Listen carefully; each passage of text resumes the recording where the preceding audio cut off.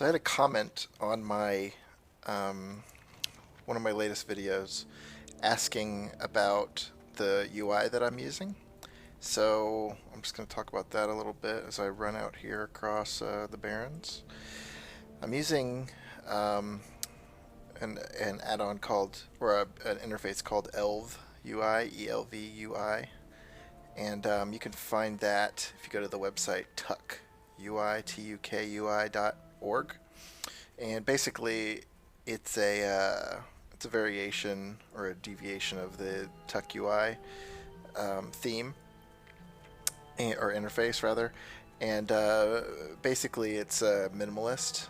So a lot of the windows are kind of small, scaled small, very like grid-like squares. There's not a lot of frills to the UI. It actually has less memory usage than many of the other UIs that are out there. I'm not sure how it compares exactly to the Blizzard UI as far as how light it is on memory, but I've always had really good luck with it. I love it. It's very flexible. Um, the way that it's built here, there's like a little L where you can unlock your user interface and you can move things around on the screen. It comes with some modified things, like this mini map is a square mini map that comes with. Over here I'm using an add-on called SCADA, SKADA, and what that does is it lets you have kind of these little modular reports. So I could have a window that shows absorbs, who's breaking crowd control, DPS, total damage, deaths, debuffs, dispels. There's all kinds of different things here. So you can have, I believe, as many little windows as you want. So I actually run with two. One that shows damage taken and one that typically shows DPS.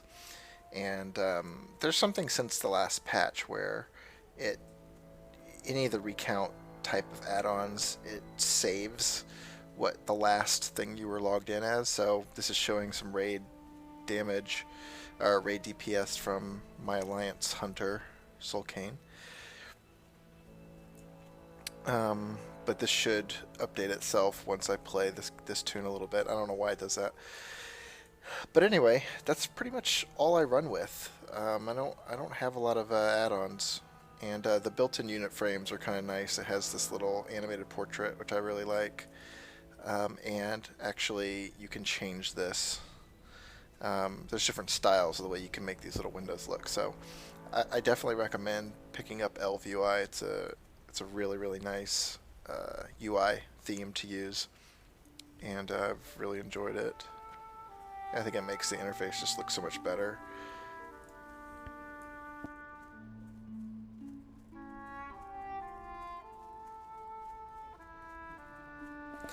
So this next quest has me going into this cave, and I need to recover some supply crates, but I also need to kill some guys, so just run in here really quick. It's another nice one of these quests where you can do two things at the same time. Looks like I'm getting a little bit of lag there. The little guy ran, like kind of warped on the screen. Really nothing to fear from any of these mobs doing this quest. I'm sure it's a, what is it? Oh, it's a yellow quest, so it's my level, but these are all pretty easy, seems like.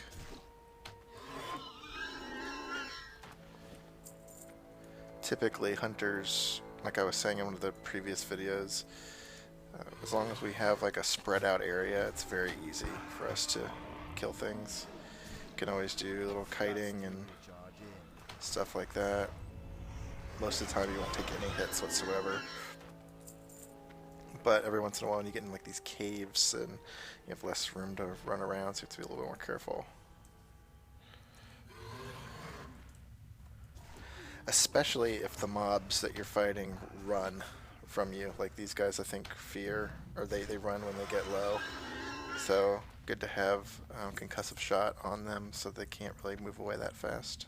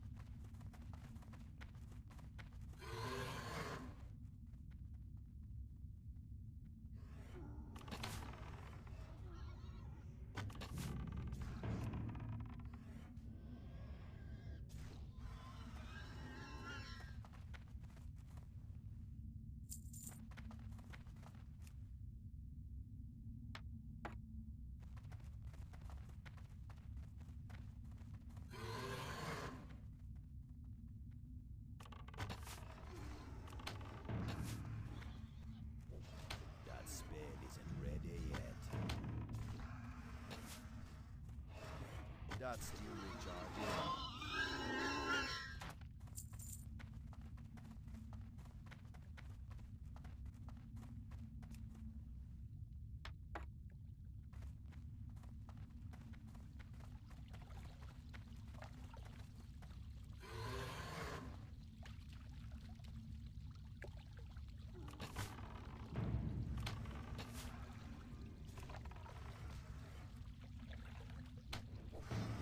Some other little features of the UI I guess I'll point out.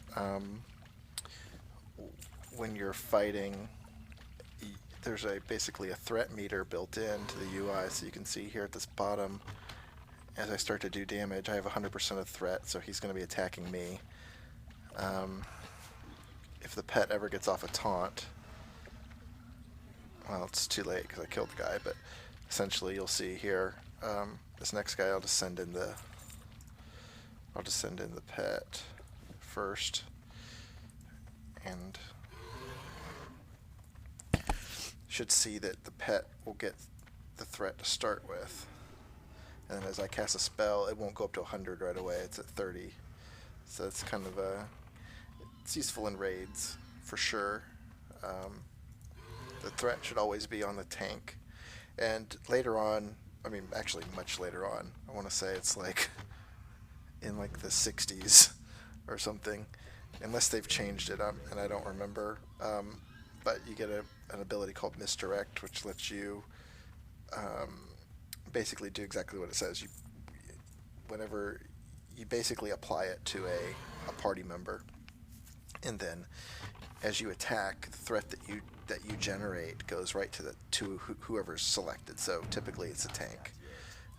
So you would, before a pull, you would misdirect to the tank, and then do some damage. And I think it's like the first 12 seconds of your damage gets applied to the tank. So that's usually really good to do. Oops. It's usually really good to do if you want to have the tank get a little bit of a head start as far as generating that aggro, so that the rest of the group can kind of unload their damage and not pull the boss onto you. So definitely recommend using Misdirect.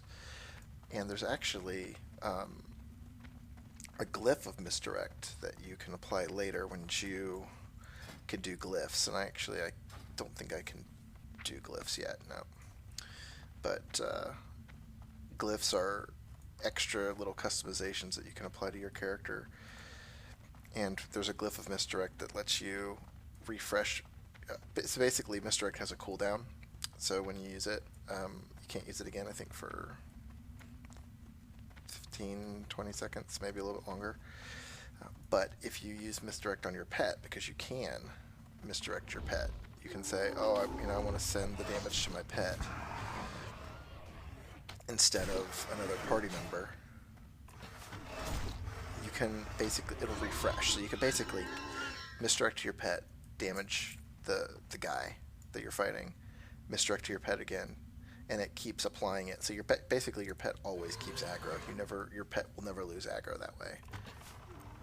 So that's pretty awesome. But I don't get that until I'm level 50. So not really practical for right now, but will become later. I was kind of rambling. Alright, how the hell do I get out of here? Obviously it's not that way.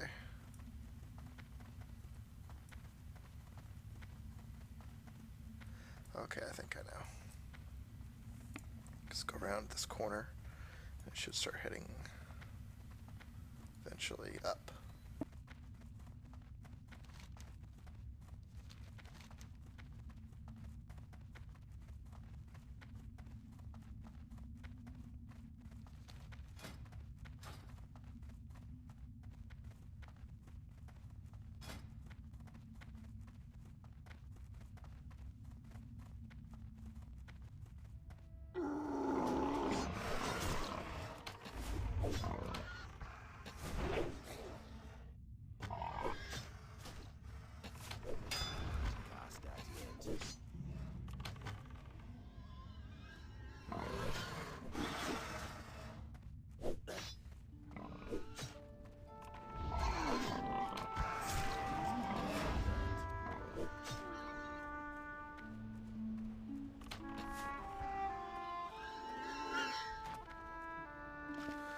Well, that was fortunate that I had the concussive shot, because otherwise I'd probably be dead right now.